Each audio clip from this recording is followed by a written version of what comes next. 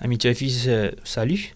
Bienvenue dans votre émission On The Tracks, au micro Jonathan Chatigan et à mes côtés Nassib Koreoa. Donc la sixième course de Raoul Al-Wax Cup qui sera courue sur 1365 mètres. Donc Nassib, vous y conviendrez qu'Azizoua a une très belle cote à jouer dans cette épreuve. Il avait notamment réalisé une très bonne performance derrière Tandraj lors de la quatrième journée. Et en l'absence de ce dernier, je le pense capable de renouer avec le succès. Effectivement, Jonathan Kazezoa sur ces 10 dernières courses reste une première chance dans cette épreuve. Et le cheval a tiré une bonne ligne et comme il sera idéalement placé pendant le parcours, je pense qu'il a une très bonne chance de s'imposer. Mais il faudra quand même se méfier de Whelan, un cheval qui n'a pas encore montré ses limites à la faveur d'une bonne ligne et aussi d'un handicap très favorable. Je pense qu'il pourrait avoir un bon parcours à l'avant et dans ces circonstances-là, il faudra vraiment cravacher fort pour pouvoir le rattraper. N'empêche, j'accorderai moi un mince avantage à Kazezoa devant Whelan et pour la troisième place, je vais opter pour Azapel qui, à mon avis, peut bien faire dans cette course. La première course, le Pride Plate, qui sera courue sur 1000 mètres. Je serai confiant dans cette course à Destiny's Tale. Il n'a certes pas été étincelant lors de sa dernière sortie, mais sur les kilomètres et avec sa troisième ligne, je le pense capable de jouer les premiers rôles cette fois. One and Only, pour sa part, incline à la méfiance. Il avait tracé une bonne fin de course lors de la quatrième journée, mais c'était sans compter l'abnégation de Democratic Man ce jour-là. Sa ligne est sans importance vu qu'il vient de l'arrière. Sur ces conditions, il a largement ses chances. Moi aussi, j'opterai pour une victoire de Destiny's Tale. Je pense que le cheval a la pointure d'une telle course. Il a été très bien préparé et je pense que tous les faits sont en vert pour lui. Derrière lui, je vais mettre le coursier de Serge Henry, One and Only, qui reste sur une bonne dernière course. Et pour la troisième place, je vais désigner Celestial Win, un coursier de l'entraînement Jean-Michel Henry qui m'a paru dans une forme ascendante au training ces derniers temps. Moi, je le vois capable de se hisser sur le podium.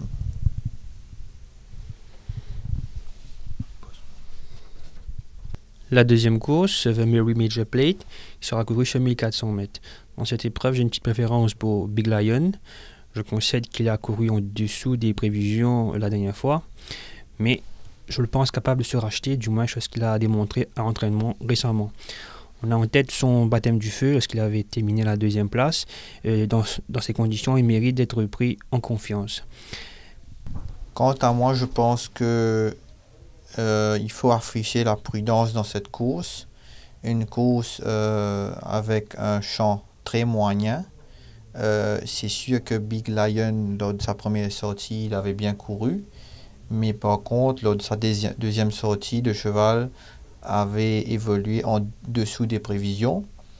Mais je pense qu'il faudra le revoir. En ce qui s'agit de Straight Job, c'est vrai qu'il a fait 2 bonnes courses, mais on remarque que le cheval s'est montré assez green et assez récalcitrant, que ce soit à l'entraînement ou en course. Et je pense que dans ce cas de figure, s'il se montre ardent une nouvelle fois, ça pourrait éventuellement jouer contre lui. Du coup, moi j'opterai pour le cheval numéro 7, Santos, un cheval qui est bien à sa place dans une course de cette envergure et je le désignerai moi comme vainqueur potentiel devant Van der Skeler qui m'a paru en progrès à l'entraînement. Il portera des œillères et je pense que ce cheval-là pourrait démontrer des progrès. Mon tiercé, Santos, Van der Skeler et pourquoi pas Big Lion ou Beautiful Butane. La troisième course, le Botanic Cup, qui sera couru sur 1850 mètres.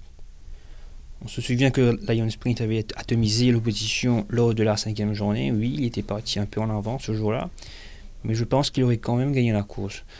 Dans ce cas, il serait peu judicieux de pronostiquer contre lui. Êtes-vous de cet avis, Nassib? Je partage votre avis, Jonathan. Je pense moi aussi que Lion Sprint sera difficile à battre.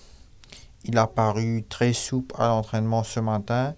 Et s'il réédite sa dernière performance, je pense qu'il sera difficile à battre. Il est pour moi très au point physiquement et je le vois difficilement perdre.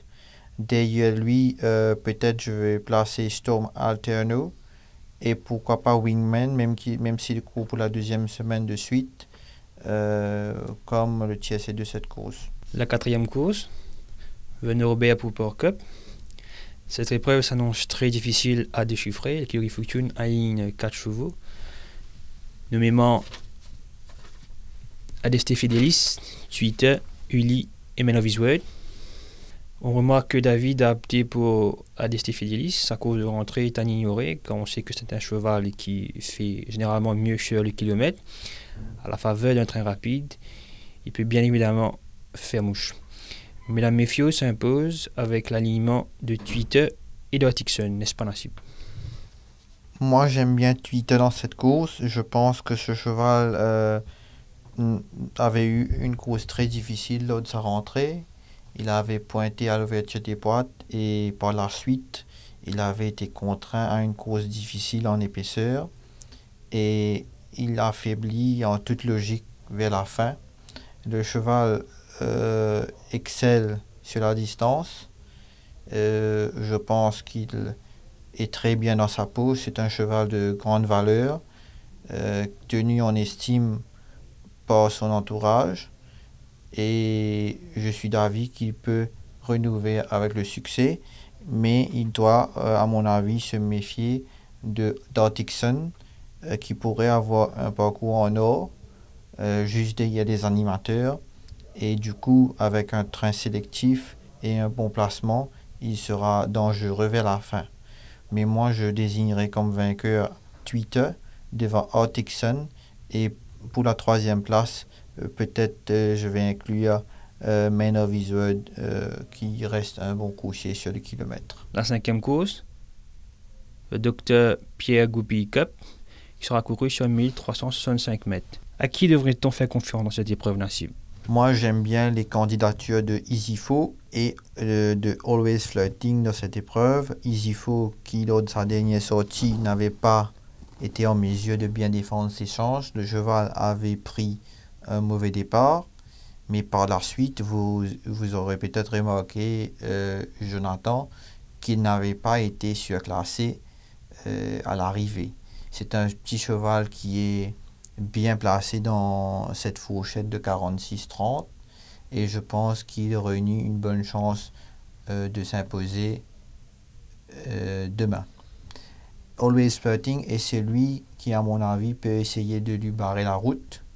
Always Flirting a été entraîné avec soin et il m'a paru dans une très bonne forme à l'entraînement ces derniers temps. Je pense que c'est un cheval fort utile qui peut offrir une bonne réplique à Easyfo. La dernière course de Red Lotus doit être ignorée, car il s'était retrouvé à faire la course en arrière-garde. C'est un cheval qui court mieux lorsqu'il évolue proche du pas, et avec sa première ligne, je le pense capable de suivre de plus près et de dégainer au bon moment. La septième course va m'aider pour Power Cup, qui sera couru sur 1400 mètres. La victoire devrait se jouer entre Stormy Cape et Acapella dans cette épreuve. Stormy Cape avait réalisé de bons débuts lors de la 5e journée. Son jockey, faut-il le rappeler, avait cessé de le monter peu avant l'arrivée. Il est quand même parvenu à accrocher la 3e place. Le cheval portera les Sidebrinkers, un arrachement avec lequel il a déjà gagné en Afrique du Sud. Et avec une course dans les jambes, Stormy Cape est une première chance. En ce qui s'agit d'Acapella, il a principalement travaillé à Montchoisy. Il avait fait une course honnête lors de sa course de rentrée sur 1000 mètres.